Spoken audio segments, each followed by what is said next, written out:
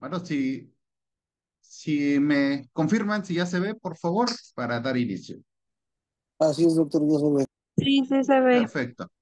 Muchísimas gracias. Bueno, les decía yo, vamos a hablar un poco sobre aquellas estrategias de alimentación que nosotros pudiéramos seguir, pero desde el punto de vista local.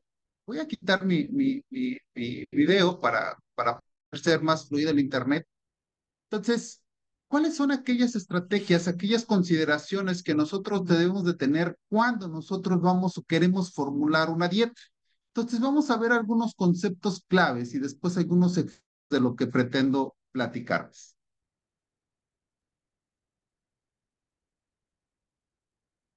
Hay que empezar diciendo que nosotros tenemos que tener cuidado porque si nosotros cometemos errores dentro de la alimentación de nuestro ganado, pues eso va a tener consecuencias. ¿Y cuáles son esas consecuencias?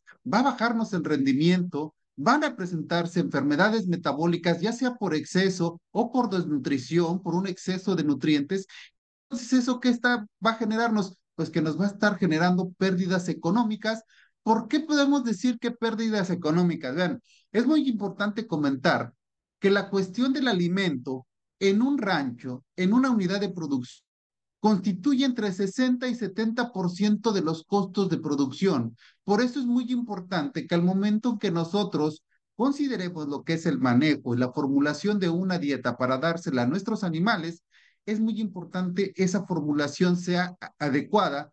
¿Para qué? Para que disminuyamos esos costos de producción, pero sin que se afecten los parámetros productivos que nosotros tenemos. Ahora, la formulación balanceada, antes podríamos decir que es un lujo, no, es una necesidad que nosotros tenemos para optimizar lo que es el rendimiento productivo y garantizar que haya una sostenibilidad en un sistema pecuario. Por eso es muy importante que nosotros elaboremos y podemos formular muy bien. ¿Por qué digo yo formular o qué es formular una dieta? Porque muchas veces llegamos con los productores y lo primero que me dicen es, dime una dieta. La verdad, eso no funciona así. Cuando a mí me preguntan, oiga, yo quiero una dieta, la respuesta es, dime qué ingredientes tienes disponibles y a partir de esos ingredientes que tú tienes disponibles, voy a formularte una dieta. No puedo hacer, si estoy viendo que los costos de producción representan entre un 60 y un 70%, no puedo hacer todavía gastar de más al productor, porque si entonces, si él no tiene, por ejemplo, está una zona donde no se produce sorgo, se produce mucha cebada, y yo le digo, ajá, pues ¿sabe qué? Ocupo que compre sorgo cuando tiene disponible cebada que puedo yo utilizar como una fuente de energía o que en su región haya mucho producto agroindustrial como pan el pan frío, desperdicio de galleta, todos esos productos, si los tiene al alcance, pues nosotros podemos entonces utilizarlos al momento de hacer la formulación de esta dieta. Entonces, por eso es muy importante que cuando nosotros decimos formular una dieta, entendamos que es un proceso técnico mediante el cual nosotros vamos a seleccionar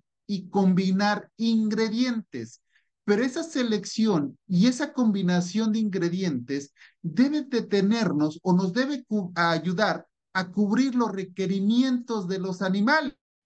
Y estos requerimientos los tenemos que cubrir con dos cosas en la mente, que esa dieta tenga el menor costo posible pero que al reducir ese costo no afectemos la salud del animal. Y entonces, para poder hacer toda esta situación, nosotros debemos, uno, conocer cuáles son los requerimientos del animal al cual le vamos a formular la dieta. ¿Por qué es importante esto? Porque entre especies cambian los requerimientos. La edad no es lo mismo un becerro que un animal grande, cambian sus requerimientos.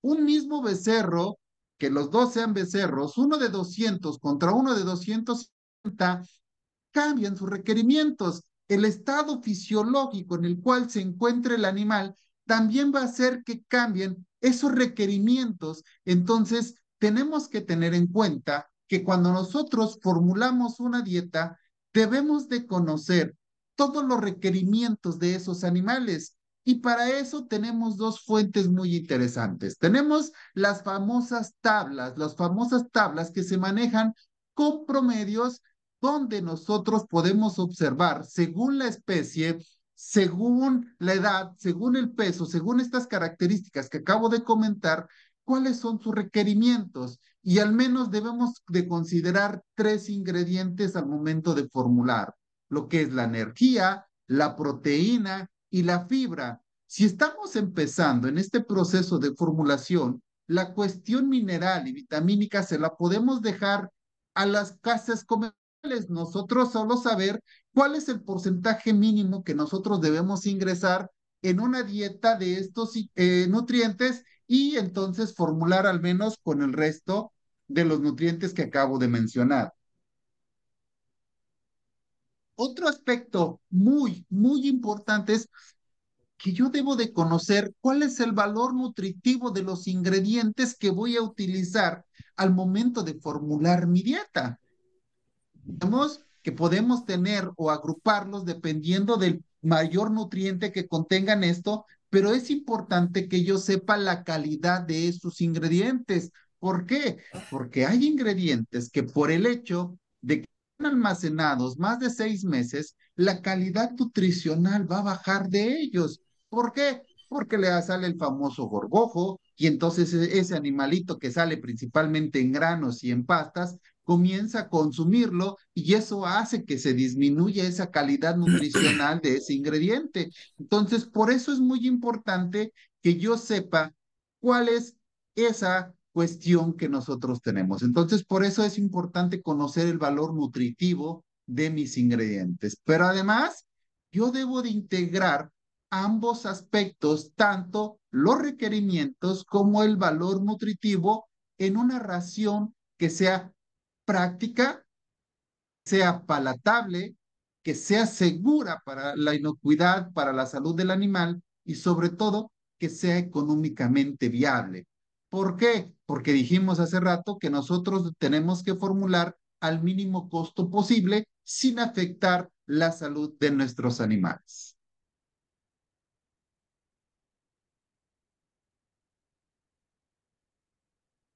¿Por qué es importante que nosotros hagamos una buena formulación? Vean, si nosotros simplemente lo dejamos al azar y lo hacemos de manera empírica, pues podemos generar dietas mal balanceadas. Y si nosotros generamos dietas más mal balanceadas, lo que vamos a hacer o lo que estamos provocando es que mi animal no explote toda la genética que tienen ese potencial genético de los animales, ya sea para producción de leche, ya sea para carne, ya sea para lo que ustedes quieran y manden. Si yo hago una dieta mal balanceada, voy a provocar esos errores y entonces puedo provocar problemas. Entonces debo de tener muy cuidado de poder formular una dieta buena. Ahora, si yo hago una dieta mal balanceada, lo más seguro es que esté dando en exceso algunos nutrientes o que tenga yo deficiencias en otros nutrientes. Entonces es muy importante eso. Un exceso o una deficiencia se vienen y me puede provocar enfermedades metabólicas en el animal y entonces eso me va a provocar diferentes problemas como acidosis ruminal si doy un exceso de granos, donde no di una buena adaptación, la cetosis que también tiene que ver con los granos.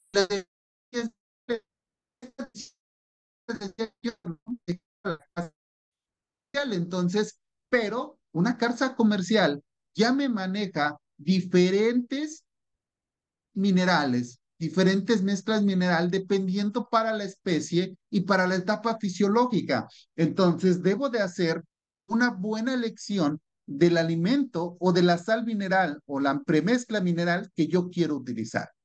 De tal manera que si yo formulo y tengo una dieta muy bien diseñada, esto me va a evitar que mi productor tenga un gasto innecesario en suplementos. ¿Por qué? Porque yo estoy dando una formulación balanceada que va a cubrir los requerimientos según las necesidades que tenga mi animal con el que yo le quiera alimentar. Entonces, Por eso es muy importante que yo haga eso.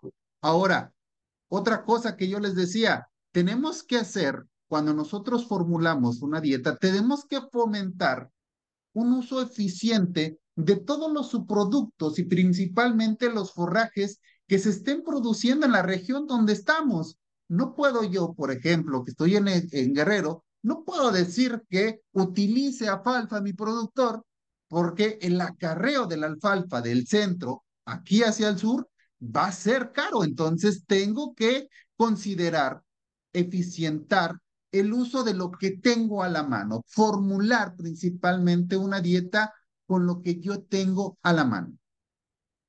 Ahora bien, si yo hago una dieta balanceada, pues entonces el animal que yo esté alimentando con esa dieta balanceada, pues puede tener o va a tener una menor excreción de nutrientes que no sean asimilables, principalmente lo que es el nitrógeno y el fósforo, que estos se van a ver reflejados en una menor contaminación ambiental. ¿Por qué decimos esto?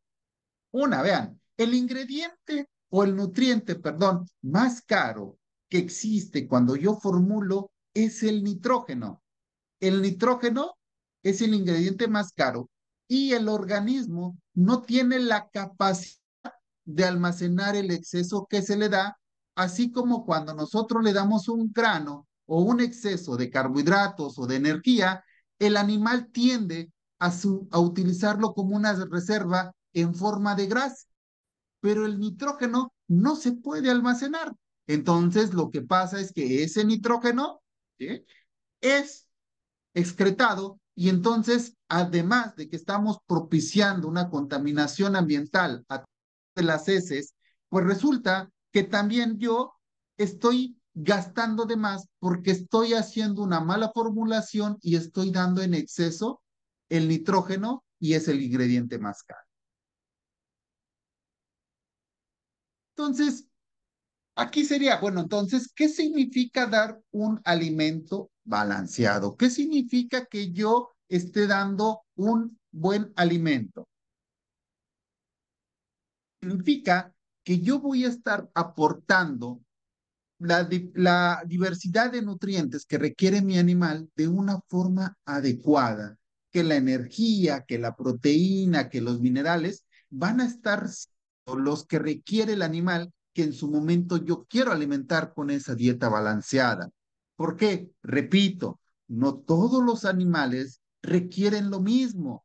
No es lo mismo el requerimiento cuando está en lactancia, cuando está en crecimiento, cuando está en engorda, cuando únicamente quiero que esté en mantenimiento en ese tiempo donde, por ejemplo, mis sementales no están trabajando, yo quiero que ese animal no me delgase simplemente. Entonces, tengo que formular una dieta que sea de mantenimiento en la cual no genere grasa. ¿Por qué? Porque está más que comprobado que el exceso de grasa me trae problemas reproductivos. ¿Qué problemas reproductivos? Preguntémosle a los expertos en reproducción. ¿Sí? Entonces, hay que tener cuidado con todo eso. Ejemplos de esto es, por ejemplo, una vaca en lactancia pues requiere mayor cantidad de proteína y de energía metabolizable que una vaca seca. ¿Por qué? Porque la vaca que está lactando tiene que producir leche. Y es más, dentro de una vaca que está produciendo leche tiene su curva de lactación, donde en los primeros días, la media curva, los requerimientos van cambiando porque la cantidad de leche que está produciendo van siendo diferentes. Entonces tengo que tener mucho cuidado con eso. Si yo estoy engordando un becerro, un ovillo, pues resulta quiero darle la mayor cantidad de energía, dependiendo, claro, de la etapa de engorda que esté. Anteriormente decíamos, bueno, yo quiero engordar un animal y únicamente utilizábamos una dieta de engorde.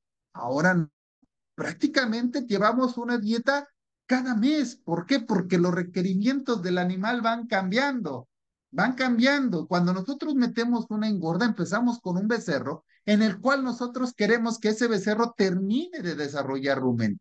Y para terminar de desarrollar rumen no requiere una gran cantidad de energía, requiere una gran cantidad de fibra, sobre todo una fibra que se le conoce como efectiva. ¿Qué es la fibra efectiva? Aquella fibra que me va a hacer que el ganado rumie, ¿sí?, un la parte fisiológica del animal es que rumie, porque en esa rumia hay una producción de saliva que me va a ayudar a controlar los cambios a nivel ruminal. Entonces, yo puedo hacer eso. Entonces, repito, actualmente en las engordas, pues esta cuestión va a cambiar poco a poco y tenemos que ir adaptando nuestra alimentación a esto.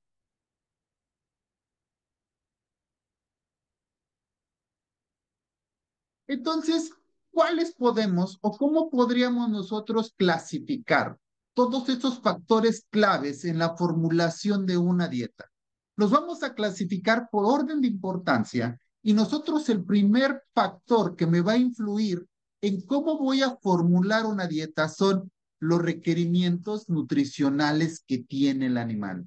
¿Cuáles son los requerimientos nutricionales? Hasta ahorita ya hemos venido explicando algunos, de tal manera que entonces la especie y la raza, pues son requerimientos que van a ir cambiando y que cada especie, que cada raza tiene sus exigencias diferentes. No es lo mismo un Bos indicus que un Bos taurus, porque su potencial genético es diferente. Entonces, esa parte también la tenemos que considerar.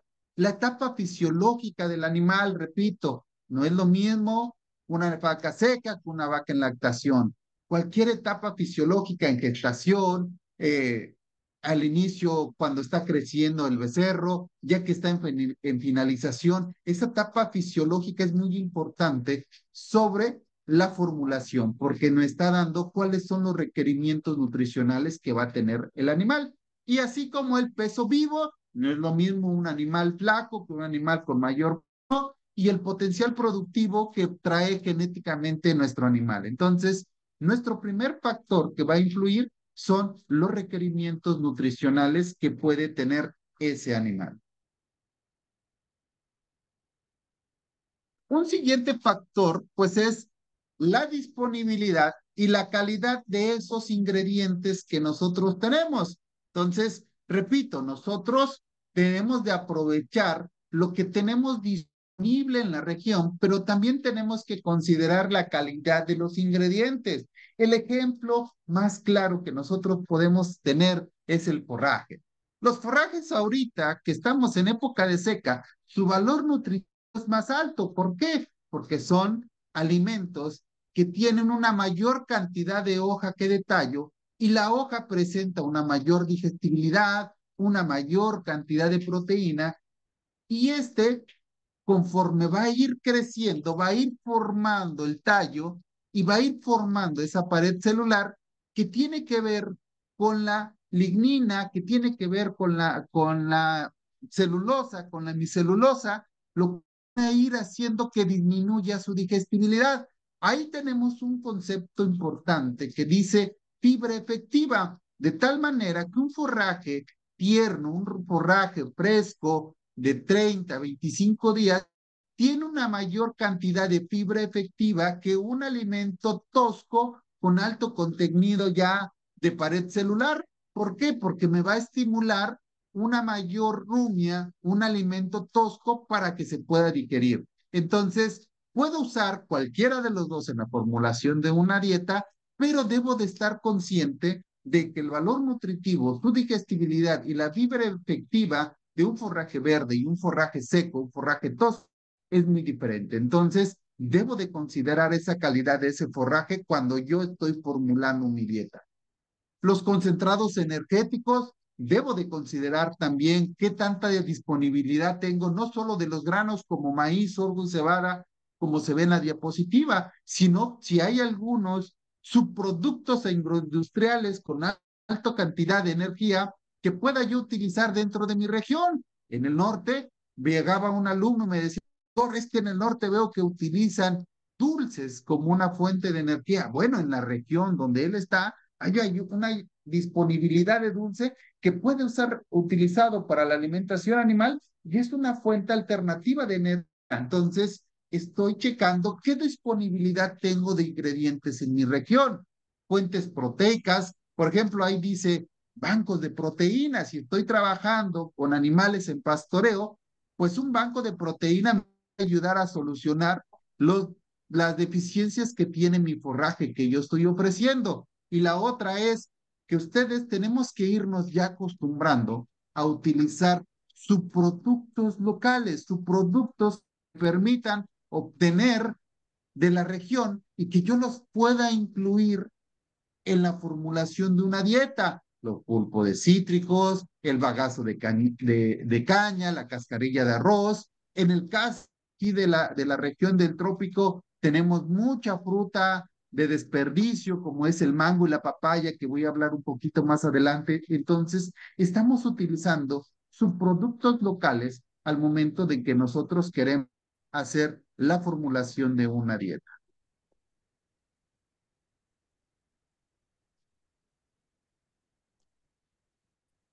Otro factor que debo de considerar es pues el balance nutricional que voy a hacer de mi dieta en cuanto a cuál es el contenido de energía o los requerimientos de energía y de proteína y que sobre todo hay una relación entre estas dos según la etapa productiva que esté de mi animal. En cuanto a la fibra, pues yo vengo mencionando el término de fibra efectiva. Entonces, debo de estar consciente que debo de tener el mínimo de fibra efectiva que se requiere para que tenga yo una buena salud ruminal. Porque cuando hablamos de una engorda de un rumiante, pues debo de cuidar lo que es el rumen. Los minerales, las vitaminas también tienen que darse en forma correcta, sobre todo la cuestión de los minerales. Los minerales en exceso pueden provocar cierta toxicidad que se va a ver reflejado en la productividad de mi ganado. Lo que nosotros tenemos aquí de beneficio es que si nosotros le damos una mezcla mineral, les decía yo, dejémosle ese trabajo a la casa comercial, que nuestro único trabajo sea nosotros conseguir una dieta que sea, perdón, no una dieta, una premezcla mineral que sea para el tipo de animal que yo voy a trabajar, en automático, cuando yo se lo ofrezca al animal, cuando él cubra sus requerimientos, él va a dejar de consumirlo y entonces no puedo yo provocar problemas de toxicidad. Pero si se lo doy en una dieta balanceada, donde podemos incluir de 2 al 3% y se lo doy en exceso, entonces eso sí me puede traer problemas nutricionales. Otra parte importante es la palatabilidad y el consumo voluntario. Si yo hago una buena dieta, hago una dieta balanceada con ingredientes que regularmente se utilizan, no voy a tener problemas. Pero si yo quiero hacerlo tan barato que pueda yo utilizar, por ejemplo, pollinaza en grandes cantidades, de tal manera que el olor que despide esa dieta sea no sea agradable al animal, pues no va a servir de nada que este alimento esté balanceado. ¿Por qué? Porque el animal no lo va a consumir. De hecho, hay un refrán entre los nutriólogos. Si tú necesitas un saborizante como aditivo en una dieta, pues no sirve. No hay necesidad cuando tú haces una buena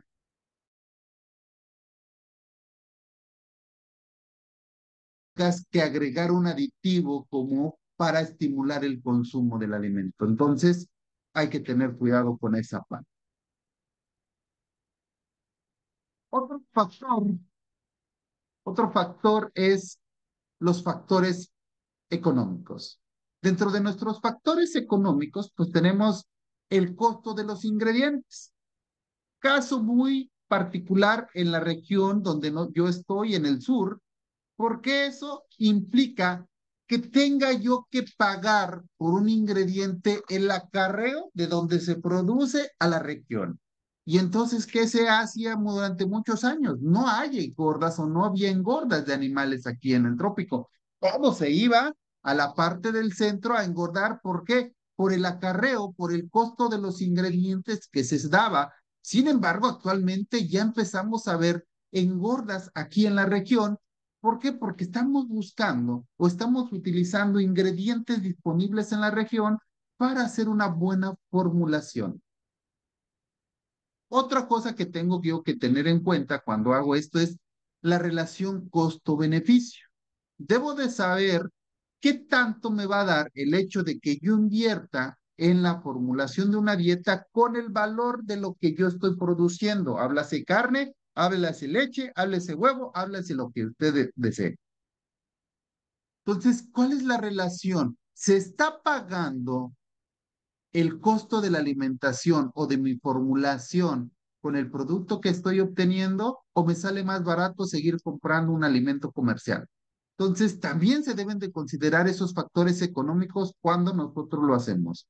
Y la otra es pues, la disponibilidad estacional. Si ahorita que hay época de, de lluvias, que tengo una gran cantidad de forrajes, pues yo utilizo cuando formulo la mayor cantidad de ese forraje de 35, 40 días y esa corte, si no en pastoreo y simplemente hago una suplementación, voy a aprovechar la gran disponibilidad de los forrajes y entonces veo cuánto se está consumiendo, cuáles son los factores o los nutrientes que están deficientes y se los doy a mi animal para aprovechar lo que tengo disponible en ese momento. Entonces debo de tener mucho cuidado con la disponibilidad estacional.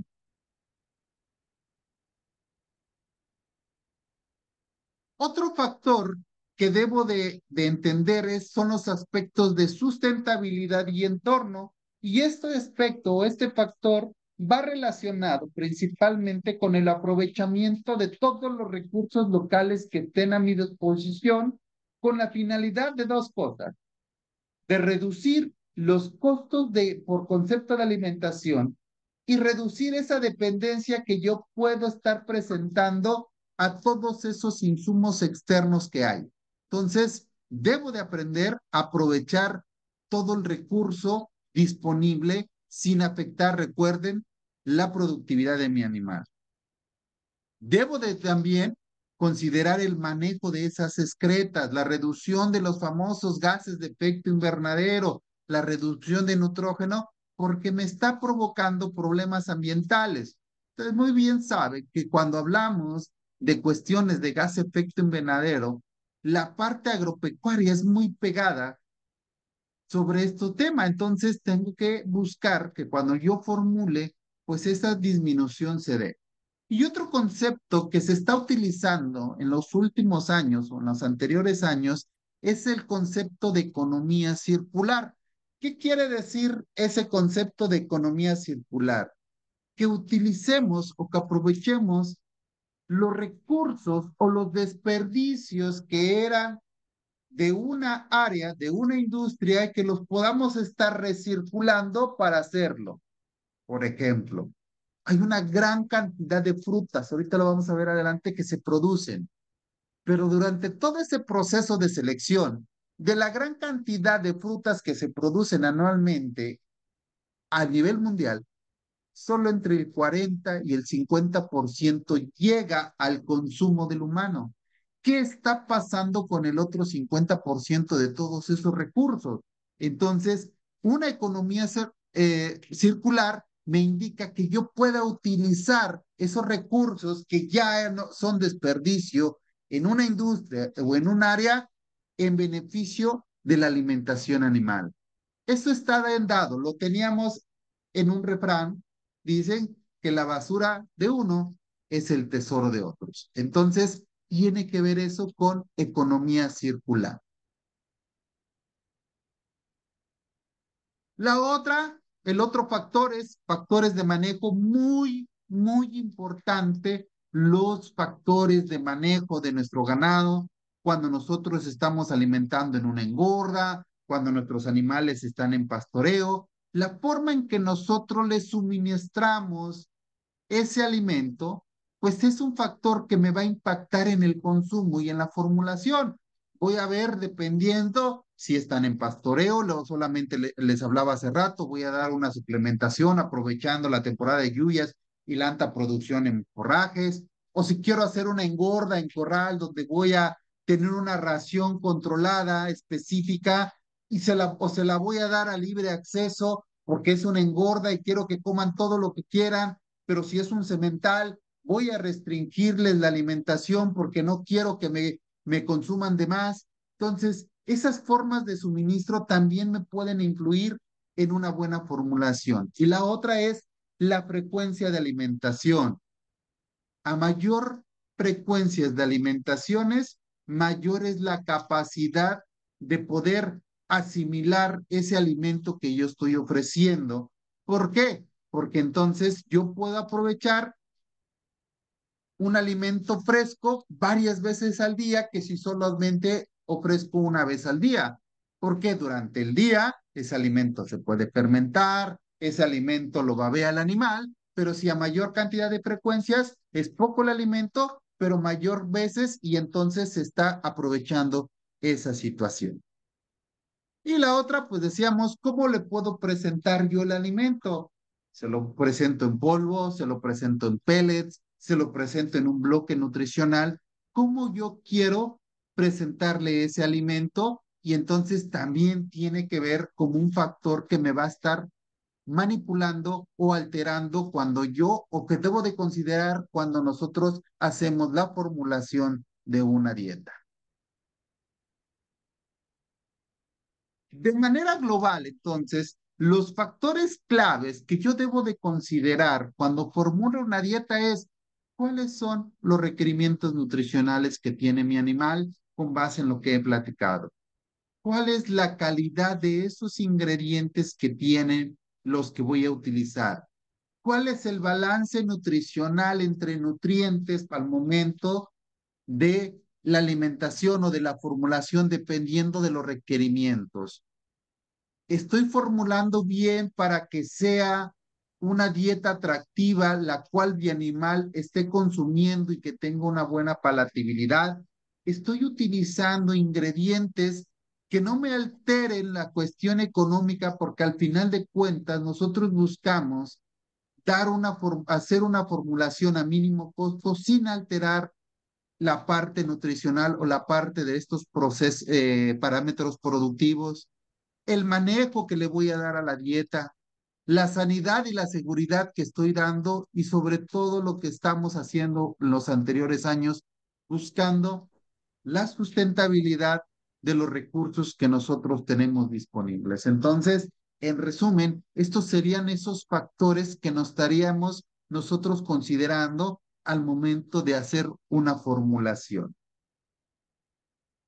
Ahora bien, esto que les acabo de platicar, se los voy a presentar en dos casos que nosotros hemos realizado, unas engordas usando productos de la región, productos que había. Entonces, para poder entrar en esta parte de las engordas, pues debo de hablarles o darle los antecedentes de por qué lo estoy haciendo. Aquí nosotros estamos trabajando con la economía recircular. ¿Por qué? Vean, anualmente estamos hablando que se andan produciendo, perdón, 887 millones de toneladas de frutas anualmente. De la producción que se está teniendo, alrededor del 50% de esta fruta es destinada a bebidas. La mayoría de esta producción de frutas se está yendo a la agroindustria para utilizando todo su pulpa, pues para producir salsas, congelados, conservas, toda esa gama de productos de origen frutal que nosotros conocemos en el mercado.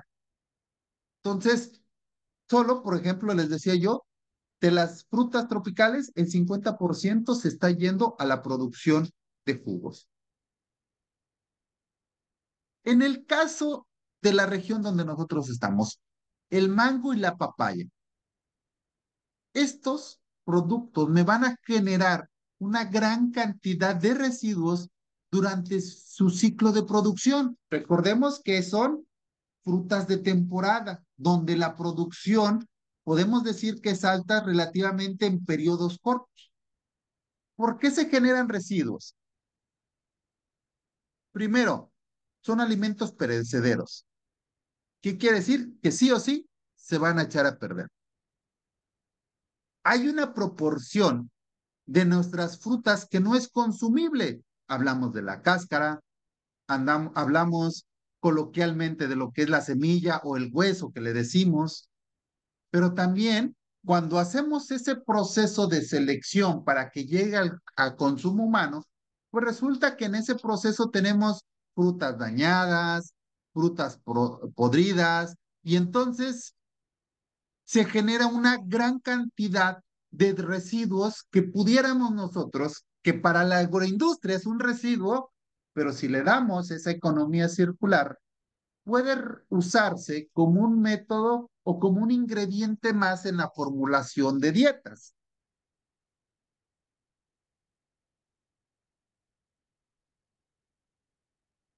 Vean, seguimos hablando de números.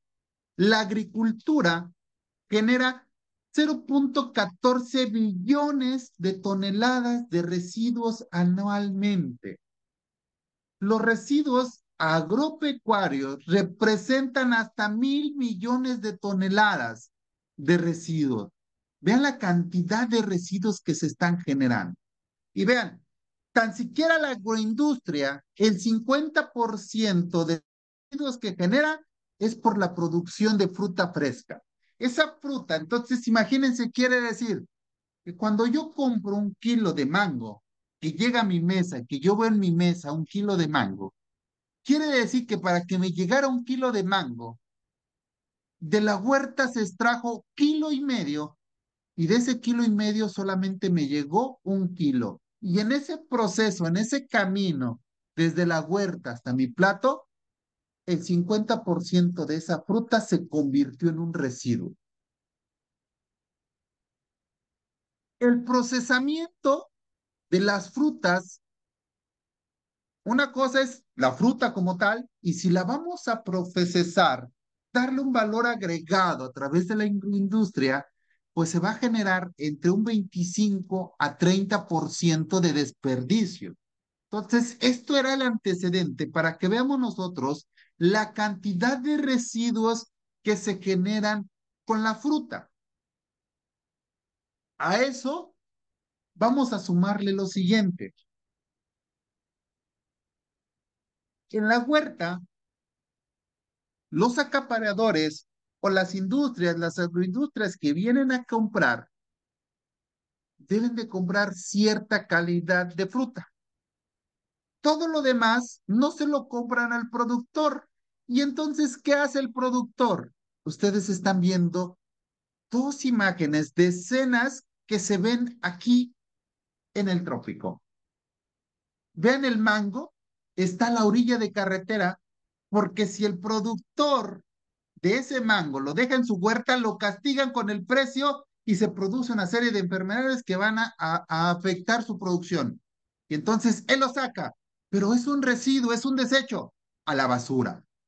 La papaya que está en la otra fotografía aquí son papaya que la saca el productor, pero no solamente la saca, porque entonces hay gente de escasos recursos que va y que escoge las papayas y las revende en los mercados, en sus puestecitos, y entonces ustedes ven ahí la papaya, le llaman rayar, la deshacen para que no la puedan usar.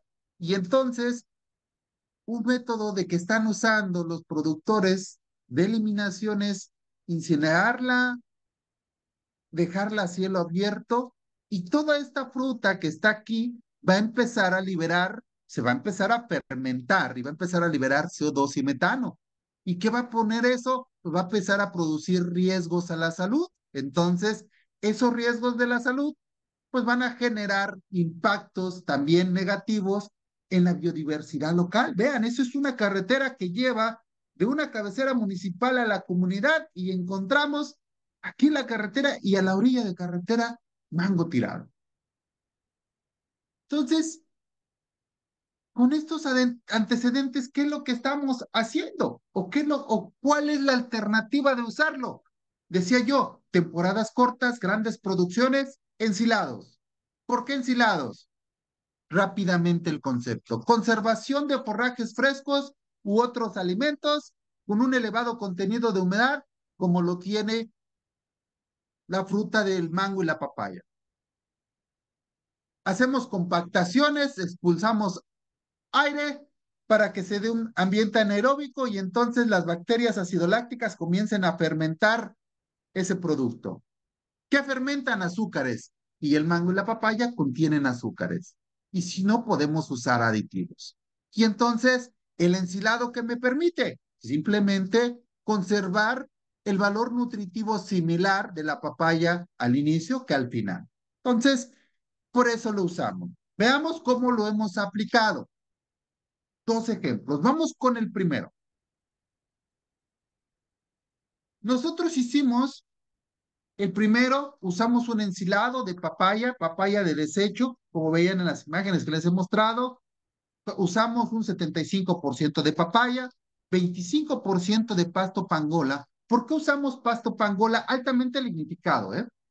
Pasto pangola que tiene más de 300 días de rebrote, que es prácticamente tallo y muy poca hoja. Lo estamos usando como un absorbente de humedad para quitarle el exceso de humedad que tiene la papaya de desecho, porque para tener un buen ensilado, pues debemos, la recomendación de los que saben, dicen que debemos de tener alrededor de 30% de una materia seca, entonces usamos el pasto pangola, pero si ustedes se dieron cuenta, ahí la papaya se veía verde, entonces para asegurarnos que hubiera al menos del 6 al 12% de carbohidratos del total de materia seca, pues para asegurarnos podemos meterle un aditivo. En este caso usamos melaza en un 3%. Lo hicimos el silo, abrimos el silo 21 días después y le determinamos algunas características de fermentación para ver cómo se había dado esa fermentación. Tenemos pHs de 3.3, 29.9% de materia seca, nitrógeno amoniacal 1.87 y ácido láctico de 3.2. Adelante, MBZ Fernández, por favor. ¿Tienes levantada la mano? ¿Qué tal, doctor? Una pregunta, ¿en este tipo de ensilajes utilizan algún tipo de inoculante comercial? No. No, no, no, únicamente con lo que nosotros estamos teniendo, que es la papaya, y con los microorganismos que de manera natural traen adheridos tanto el forraje como la fruta que estamos ocupando. Hasta ahorita no hemos adherido ningún aditivo comercial inoculante, ¿no? No, únicamente con esto, y si te das cuenta en las características que tenemos ahí de fermentación, muy buenas para hacer un residuo que para uno ya era desecho, ¿no? Ok, muchas gracias. De nada. Entonces, tengo esas características. Fueron becerros de 200 kilogramos, más o menos 20 kilos, y simplemente les di una adaptación de 10 días. Ahí está un ejemplo de uno de los becerros, y los engordamos durante 80 días. ¿Qué características tienen? Empezamos a ver ahora los factores que estábamos comentando, ¿eh? Ezequiel, no me raye mi pantalla, no sea malo, es una función nueva de Zoom. Yo sé que están feos las personas que están ahí en la foto, pero no me la raye, pobrecitas. No, no se crea. Este, tenemos los becerros, ya becerros de 200 kilos, que aún sentimos que les faltaba desarrollar rumen. Entonces, estas son las dos dietas que comparamos. En este trabajo es un trabajo meramente de investigación. Y nosotros lo que hicimos fue usar una dieta normal contra una dieta que contuviera el 60% del ensilado que les acabo de platicar. Vean, ahí en este cuadro, pues les estoy mostrando el contenido de pasta de soya del bicarbonato para controlar algún problema de acidosis a nivel ruminal, controlar esas condiciones de pH. Estoy poniendo y mi mezcla mineral en un 2% para ambas dietas. Les decía yo, pero yo estoy metiendo aquí un 60% de ensilado de papaya. ¿Qué provoca que yo meta un 60% del ensilado de papaya con respecto a una dieta testigo? Vean, disminuyo en 25% la aportación de grano de maíz. Entonces estoy reduciendo el costo de mi dieta ya por el hecho de estar agregando un 25% menos de pasto de maíz, de grano de maíz, perdón. También, pues yo ya no meto pasto pangola. ¿Por qué? Mi fuente de fibra. ¿Por qué? Porque se la estoy dando en el ensilado, que estoy agregando un ensilado. ¿Cuál es la diferencia? La dieta testigo la podríamos catalogar como una dieta seca, donde cuando entre esta fibra, todavía el rumen, rumen tiene que humectarse, para que se puedan adherir los microorganismos. Entonces, primero tiene que humectarse. En la dieta que estoy dando húmeda, donde estoy metiendo el ensilado, esa fuente de fibra ya está humedecida. Y entonces, ¿qué va a pasar? Voy a acelerar la adhesión de las bacterias celulolíticas a esa fibra porque ya está humectada y voy a adelantar cierto pasito. ¿Vale? Y de manera normal, les dije, yo no movimos ni lo que fue el contenido de pasta de soya porque no queríamos moverlo, pero aún así, cuando hicimos el análisis bromatológico de nuestras dietas, pues resulta que nuestra dieta con ensilado de papaya traía un 3% más de proteína cruda. Y en costos, vean, el costo del precio de la dieta, pues es de 7.5 con un 60% de ensilado versus 11 pesos de una dieta que regularmente usaríamos en una engorda. ¿Qué obtuvimos? Adelante otra vez, médico, por favor. ¿Aproximadamente qué precio se le puede ponderar a un silo, por ejemplo, como en este caso de ese de papaya? Entendiendo que la papaya fue un desecho, que fue algo Así que es. ese silo fue gratis, más que la mera maniobra de movimiento. ¿Qué costo puedes tener un silo de ese tipo?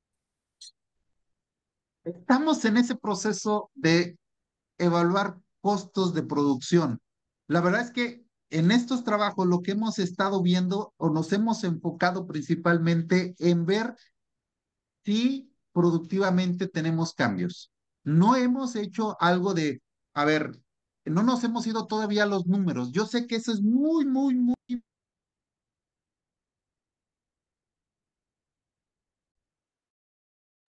Tu micrófono se silenció. listo. Sí, sí, sí, ya quedó. Entonces, aquí es bien importante, yo sé que es costo y cuando nosotros estamos ofertando un producto nuevo a un productor, pues lo primero que me dice es, dame números para ver si me conviene. Ahorita todavía lo estábamos catalogando, la última vez que lo hicimos andábamos entre los 50 y 70 centavos por kilo, por toda la mano de obra. ¿Por qué? Porque no tenemos todavía la maquinaria especializada como si fuéramos a hacer un silo de maíz. Ok. Entonces, aquí tenemos que buscar todavía otras alternativas y dentro de esos costos que estimamos, pues estuvimos haciendo esa situación. Entonces, en eso trabajo estamos haciendo. No sé si te haya contestado. Con eso, doctor, muchísimas gracias. Uno que dice usuario también levantó la mano. Sí, soy yo, doctor. Una Adelante. preguntota. ¿Esos 70 Claro, centavos es en materia húmeda o es por materia seca? De costo del silo. el costo. Estamos hablando por materia seca. Ok, gracias. De nada. Entonces les decía, vean, aquí hay un ejemplo de este becerrito que agarramos, los 80 días, y esa fue la ganancia de peso que obtuvo, que este animal fue alimentado con la dieta que contenía el 60% de ensilado. Vamos a ver cuáles fueron los parámetros productivos de esta dieta. Vean, el consumo de materia seca. Estamos hablando de casi 2 kilos más de consumo de la dieta que era de ensilado. El consumo de los nutrientes como fibra detergente neutra, fibra detergente ácida, el consumo de proteína fue casi el doble con respecto al testigo. Entonces, el hecho de haber metido, aquí, ¿qué factor me está influyendo? La presentación de mi dieta. Estamos ofreciendo una dieta seca contra una dieta húmeda. También está influenciando en eso. Entonces, estamos viendo factores. Eran becerros, alto contenido de fibra para buscar el desarrollo de rumen. Entonces, estamos viendo. ¿Qué es la parte importante que nos gustó aquí? Que la degradación de la materia seca y de los nutrientes no nos presentó diferencias con la dieta testigo. Entonces, ¿qué quiere decir? Que no estamos afectando la digestibilidad de esa dieta. Pero vean qué pasa con la ganancia de peso. Son becerros en el trópico. Que, acuérdense, en el trópico. Y entonces, ¿qué factores van a intervenir? temperatura, humedad relativa, son factores que me van a afectar el consumo sí o sí, ¿eh? Son factores que están afectando ahí y que se ve reflejado en esas ganancias de peso, pero que además son becerros bocíndicos, no son bostaurus. Entonces, la raza aquí también me está afectando mi ganancia de peso. Por eso hablo de 800 gramos por día. Contra kilo 300 de la misma raza, a la misma temperatura, pero la presentación de la dieta es diferente. Y vemos conversiones, diríamos, oiga, pero pues sí consumieron más, ganaron más y las conversiones están iguales, sí, pero consumieron más, pero ganaron más peso. Y vean, si lo vemos por dieta, la dieta como tal me está dando la misma eficiencia que mi dieta testigo. ¿Dónde se vio la diferencia? En la cantidad que consumieron. Entonces fue mayor la cantidad que se consumieron. Entonces ese es el primer ejemplo de cómo podemos hacer esta economía recircular con un producto de la región para poder incorporarlo en una dieta. Un caso más, vean, aquí, hace rato, el ejemplo que decíamos, becerros. Aquí hablamos de otra estrategia que se sigue mucho en la región del trópico, vaca de descarte. Toda la vaca de descarte se viene de enero hasta antes de lluvias, mayo, abril. Entonces, disminuye la disponibilidad de forraje, disminuyen las condiciones corporales, los animales comienzan a entrar en un periodo de restricción de alimento. ¿Y qué hace el productor? Ay, vende esas vacas. Y entonces esas vacas se pueden engordar. ¿Ok? Entonces, hace rato hablábamos de becerros, aquí de vacas de descarte, pero que además vienen de un periodo de restricción de alimentación, que eso es muy importante, como ahorita lo vamos a ver. ¿Aquí qué hicimos? Aquí no usamos papaya.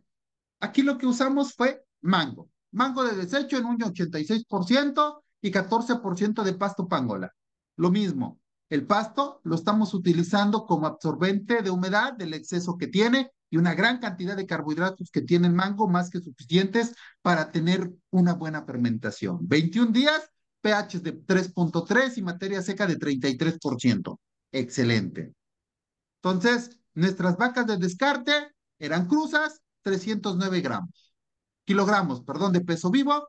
Y aquí no le dimos 10 días, aquí le dimos 15 días de adaptación a la dieta. Y como era solamente en una vaca de descarte, lo que quiero es que llene nada más, porque ya no va a ser músculo, el animal ya desarrolló lo que tenía que desarrollar muscularmente, ya nada más necesito llenarla. Y ahorita lo vamos a ver. El tiempo de engorda, 60 días. Vean, aquí sí ya pongo los valores que tuvimos nosotros de temperatura al interior y al exterior del corral. Valores de 26 en la mañana, 33 grados en la tarde, y eso todavía la humedad relativa me está potencializando ese efecto de temperatura que se aumente. Entonces, esas condiciones, por supuesto, que también me iban a afectar la respuesta productiva de las vacas. Pero vamos a ver qué pasó. Aquí está la dieta. Algo muy importante que aquí vemos en esto y que no lo había platicado. Nuestra dieta, bueno, ya decían la pregunta hace rato, ¿no? ¿En base seca o base húmeda? Nosotros podemos, cuando formulamos una dieta, nosotros la tenemos que formular en base seca.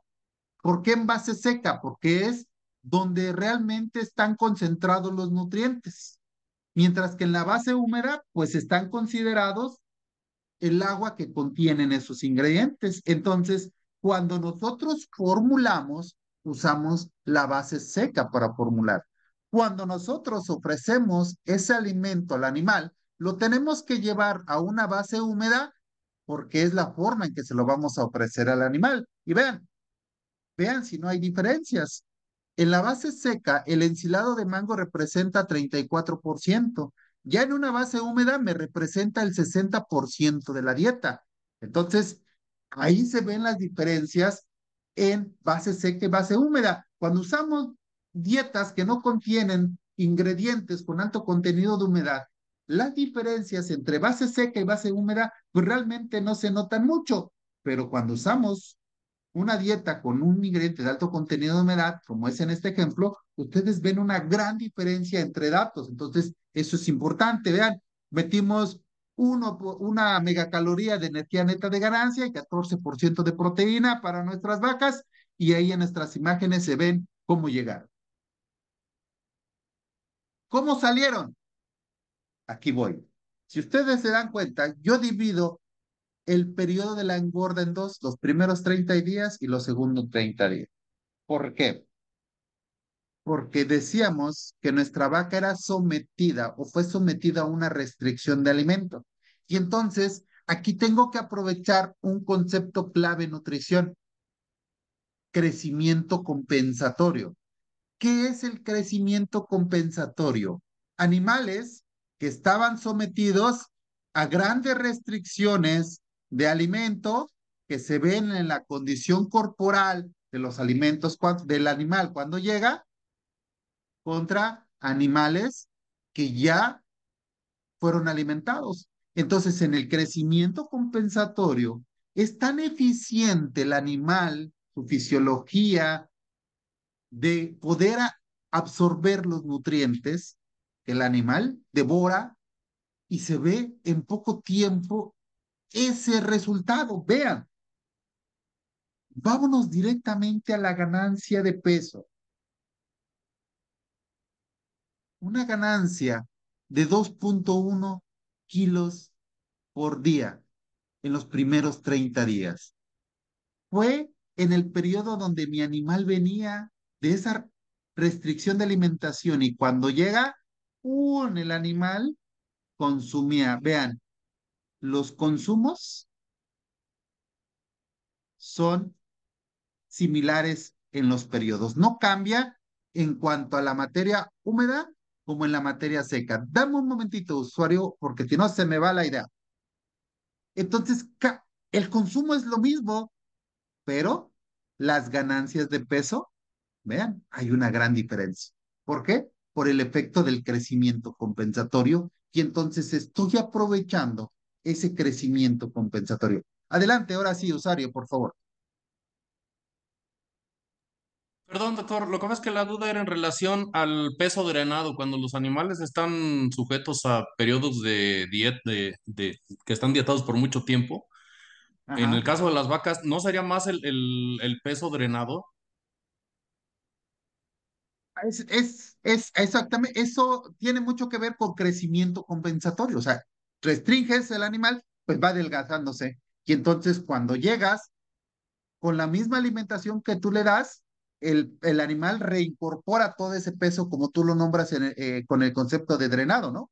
Lo reincorpora. Y entonces cuando tú ya tienes eso, se ve reflejado. Por eso es que por eso es que estos resultados yo te los muestro de esa forma. O sea, date cuenta las ganancias de peso. Entonces, ¿se ve eso así? Sí, porque el animal aquí se está recuperando. El negocio de la vaca flaca es llenarla. Tú ve con un productor que está engordando vaca y te dice, el business es llenarla. Entonces ahí no quieres tú que el animal gane peso. ¿Por qué? Porque es un animal adulto, ya no va a ganar músculo. Ya nada más lo que vamos a hacer es que recupere ese peso que había perdido. Con respecto, vean, el consumo de la materia seca con respecto al peso vivo. En los primeros 30 días era 3.8. En los siguientes 30 días bajó a 3.4% el consumo de la materia seca con respecto a su peso vivo. Vean la conversión alimenticia: 6.7 kilos de alimento para ganar 1 de carne, pero de ahí pasa a 9.5 kilos de alimento para ganar 1 kilo de carne. Ya ese peso drenado, como lo dice, pues ya se recuperó, pero ese peso estaba perdido. Y entonces nosotros estamos formulando, aprovechando una condición y un requerimiento que se me presentó del animal. Entonces estoy con esta idea de estos dos casos, lo que les estoy mostrando es la diferencia que se presenta cuando hablamos de requerimiento, ¿vale? Y no solo eso, también vimos, vean, también vimos, está la merma del traslado, ¿no? También tenemos merma de traslado, tuvimos una merma del peso final con el que llegó al rastro de 1.9% de merma. Los rendimientos de canales de 56% en caliente y ve 56% de rendimiento en canal fría, ¿no? Entonces, nosotros lo que yo traté de ver es darles algunos ejemplos de cómo los factores se van considerando al momento de hacer una formulación. Y pues por mi parte sería todo. Ahora sí, los escucho, no sé, usuario. Doc, una pregunta. Este, va relacionado a los aditivos, lo que serían las levaduras, el uso de levaduras. Ajá. Yo tuve experiencia y la verdad con dietas, vamos a decirlo, con dietas más finas entre soya, maíz y alguna fuente de fibra, no tuvieron efecto. Sin embargo, cuando utilizamos fuentes más de menor calidad, tuvieron mayor efecto. No sé si nos pudiera decir algo al respecto. A ver, otra vez más despacito. Sí. ¿Dónde recomienda usted el uso de levaduras? Si se justifica o no se justifica en el caso de las engordas. Me explico, tuve una experiencia con dietas finas, por decirlo, a base de maíz, soya y una fuente de fibra. No tuvieron tanto efecto como cuando fueron dietas de menor calidad. Y me refiero de menor calidad porque estaba muy bien formulada la dieta, aunque se escuchaba muy loca, pero era una dieta de 11 kilos de ensilado de maíz, eran dos de pollinaza, uno de sorgo y medio de melaza. Cuando lo metió uno a la máquina, al programa, la verdad es que ajustaba perfecta. A lo mejor por ahí tengo un detalle porque no me acuerdo muy, muy claro. Sin embargo, la dieta estaba muy bien hecha. O sea, aunque los ingredientes no eran de tan buena calidad, y el efecto de una levadura sí se marcó ahí. Sin embargo, en una dieta a base de maíz, 50% soya, un porcentaje y la otra parte era silo, ahí no tuvo ningún efecto. Lo tuvo con el uso de pollinaza. No sé si nos pudiera comentar algo al respecto. Eso tiene mucho que ver, apenas tuvimos un curso a través de IEL de formulación y platicábamos precisamente el tema de las levaduras. Tiene que ver mucho del tipo de levadura, porque actualmente parece que las levaduras están protegidas para pasar rumen, que yo debatía que una levadura normal a nivel ruminal no tiene un efecto como tal porque no forma parte del ecosistema. Entonces alguien decía, bueno, es que las levaduras que nosotros estamos utilizando están protegidas y están diseñadas para actuar a nivel intestinal. Y que bueno, si ya me estás hablando de esas situaciones, es diferente, ¿no? Entonces, las levaduras también tienen la capacidad de degradar ciertos materiales fibrosos. Puede ser que se haya presentado esa situación y que realmente, ahora, pudo haber un efecto a nivel ruminal, porque un material altamente fibroso lo que está provocando es que el paso a través del tracto digestivo sea más lento. Cuando tú pones ingredientes como los que comentabas en tu primera dieta, su paso a través del tubo digestivo disminuye, pero aumenta su digestibilidad y aumenta su consumo y por eso se ven los altos rendimientos. Probablemente lo que estaba pasando es que el tiempo de exposición de las levaduras a esos ingredientes para dar el efecto no era el suficiente como cuando metiste los ingredientes toscos, porque lo que hacías ahí era que el animal estuviera más tiempo en tracto y entonces se le daba tiempo a las levaduras de poder tener ese efecto. Ok, entonces quiere decir que el efecto, digo, me voy a explicar, lo que pasa es que ahorita yo no soy muy amante de los aditivos, creo en el bicarbonato, creo en la monensina, la verdad es que en las levaduras no les creo mucho, pero bueno, se han puesto de moda en cerdos, en monogástricos tienen un Así efecto es, más marcado y así es. comentan que en rumiantes obviamente lo que es el prebiótico, voy a decir la marca para lo que es el Damon B, lo fermentan y lo usan como un prebiótico. Ok, Entonces, ahí es donde en teoría lo que se está alimentando es la flora bacteriana que permite un desarrollo mucho más marcado. Me voy a explicar. A nivel desgraciadamente a veces los análisis estadísticos que presentan pues no son muy creíbles, ¿no? ok. Yo igual, si en esa ocasión decía, bueno, si tú me preguntas desde mi punto de vista fisiológico, bioquímico, microbiológico, las levaduras no tienen nada que hacer a nivel ruminante, ¿no? Si tú me Perfecto. preguntas desde el punto de vista académico, que es la parte que yo manejo, o sea, fisiológicamente todo lo que hemos estudiado, no hay. Y Ok, sabemos muy bien que empieza a haber muchos productos comerciales que están teniendo efecto mucho en no rumiantes, que quieren hacerlos en rumiantes y el sistema, el tubo digestivo es completamente diferente. Entonces claro. tenemos que tener cuidado con ese tipo de productos, ¿no? Entonces, hay gente y te va, como tú dices, ¿no? Los resultados, pues a ellos les tienen que decir que funciona, sino qué chiste tiene. Entonces, aquí nos llega, por ejemplo, una mezcla mineral donde adicionan melaza. O sea, Mm, ¿qué me están diciendo? Tengo que meterle la melaza para que se la coma tu animal, porque si no, no se la come. Entonces, hay mezclas minerales, hay premezclas minerales muy buenas que no necesitan ningún tipo de aditivo para que sean consumidas. Entonces, el mundo del mercado es muy variado y va a depender mucho de cómo te vaya en cada caso, creo yo. ok. Doctor, una última pregunta. Esta ya la había hecho. ¿Cuál es el nivel máximo de FDN considerado que pueda ser digestible a nivel de rumen? Nivel máximo, aquí no tan, es mínimo 10% de fibra, 12% de FDN, en FDN estamos hablando del 15 al 16% de FDN.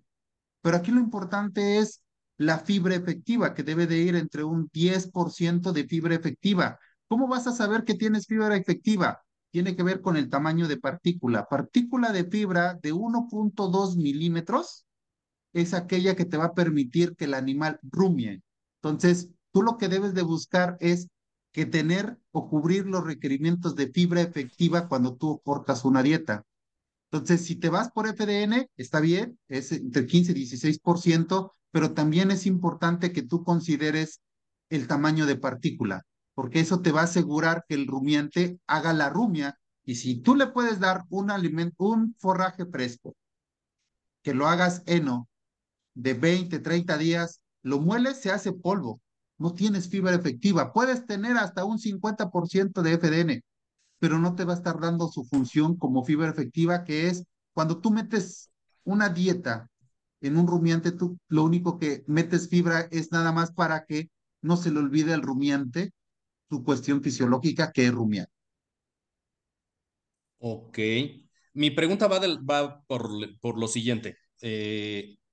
Lo que pasa que la FDA llega un momento que ya no es digestible, ni por las mismas Así es, bacterias, porque ya rebasé un nivel de lignificación que ya así no es, es que ya no nos lo permite. Obviamente, así el es. tamaño de la fibra, que la pared celular esté disponible para esas Ujú, bacterias y que se puedan mantener. ¿Hay algún tope?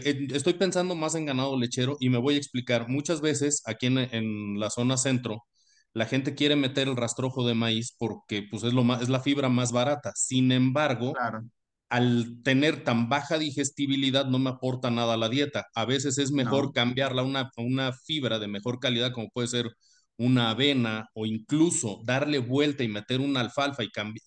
Al subir una alfalfa, ok, yo sé que es más cara, pero me permite no tener que hacer tan concentrado el resto del alimento. así es. Entonces Sí, ya, ahí lo ya, puedo bajar.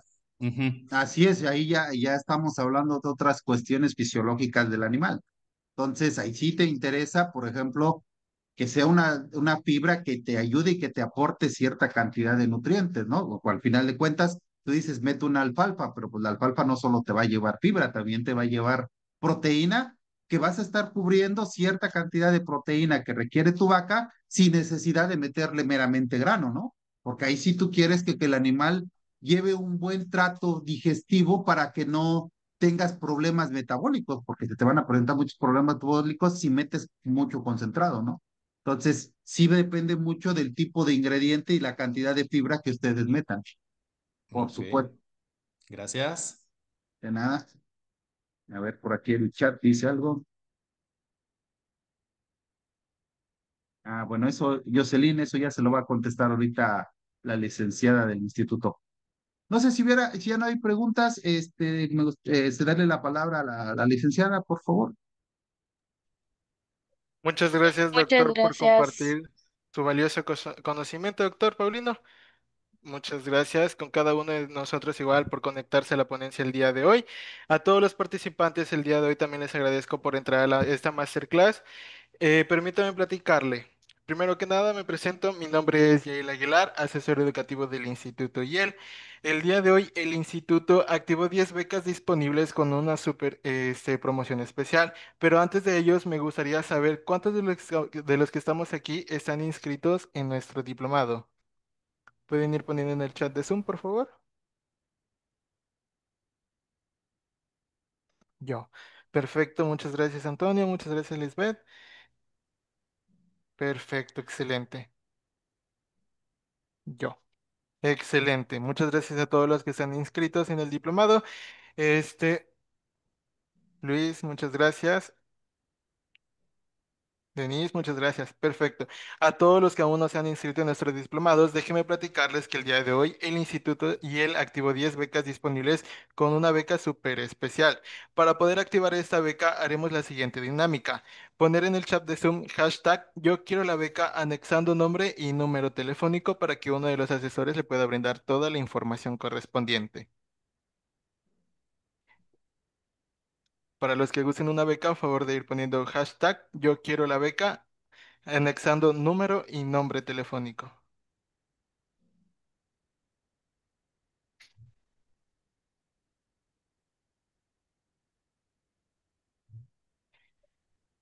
De igual manera estaré anexando mi número. Excelente. Ya cayó, ya hay una. Excelente. Muchas gracias.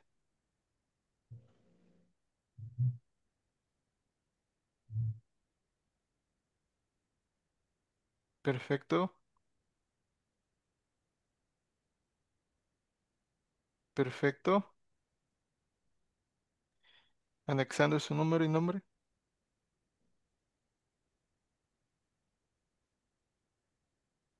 También voy a anexar lo que es mi número y mi nombre para que me puedan mandar un mensajito.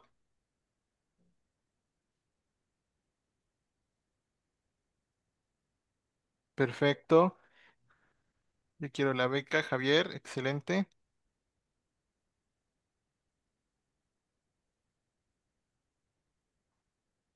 Yo quiero la beca. Muchas gracias, Jocelyn. Yo quiero la beca. Anexando número y nombre, por favor. Buenas tardes, disculpe, es necesaria la CORP e INE. Así es únicamente para corroborar que todos sus datos estén correctamente, ya que los que pagaron constancia, tendremos que verificar que todos los datos estén perfectamente, porque es un documento que se le entregarían después. Únicamente, si no tienen alguna duda, inquietud, pueden, perfecto, pueden tapar lo más importante, nada más dejar CURP y fecha de nacimiento y el nombre. Yo quiero la beca, excelente.